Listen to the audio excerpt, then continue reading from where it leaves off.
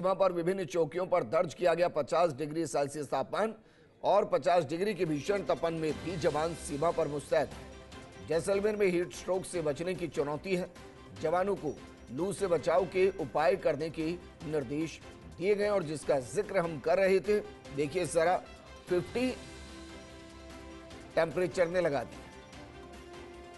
50 degree Celsius तापमान record किया गया है रेत के धोरों के अंदर और हमारे जवानों को हम सैल्यूट करते हैं जो मुस्तैदी के साथ न सिर्फ दुश्मनों का सामना करते हैं बल्कि इस तरीके की विषम परिस्थितियों में भी वो डटकर खड़े होते हैं। ये सरहद के सिपाही हैं जिनकी वजह से हम सुरक्षित हैं, महफूज हैं और 50 डिग्री तापमान पहुंच चुका है। आप अंदाजा जरा लगाइए, 50 डिग्री तापमान। 50 डिग्री तापमान का मतलब होता है कि आप अगर पापड़ को मिट्टी पर रख देंगे तो चंद सेकंड में वो पापड़ खाने लायक बन जाए। रोटियां सेक सकते हैं 50 डिग्री पर।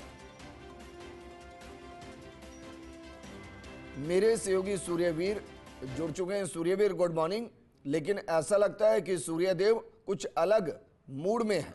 50 डिग्री तापमान, अभी तो नो तपा शुरू भी नहीं हुआ।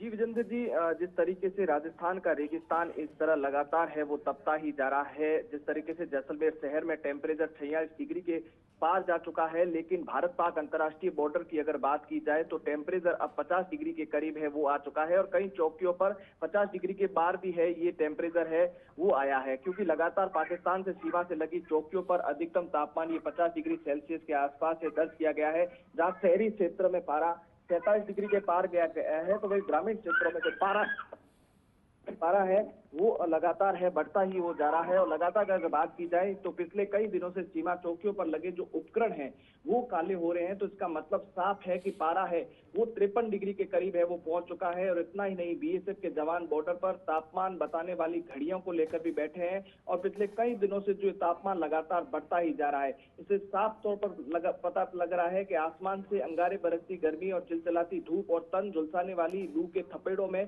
किस तरीके से सीमा सुरक्षा के बल के जो जवान है वो कड़ी मुस्तैदी में है, हमारी सरहदों की रक्षा कर रहे हैं। क्योंकि भीषण गर्मी में जहां लोग 11-12 बजे के बाद अपने जरूरती कामकाज निपटाने के बाद घरों की तरफ रुख कर देते हैं और इस भीषण गर्मी में जहां कुछ देर तक धूप में खड़ा रहना भी दुर्भर हो जाता है, हमारे जवान कई घंटों से सीमा की है वो निगरानी है वो कर रहे हैं। अजय सूर्यवीर, क्योंकि आपने हमारे जवानों की कार्यशैली को बहुत नजदीक से देखा है, इसलिए मैं आपसे सवाल कर रहा हूं कि जरा बताइए इस हीट वेव से बचने के लिए वो किस तरीके से एहतियात बरतते हैं।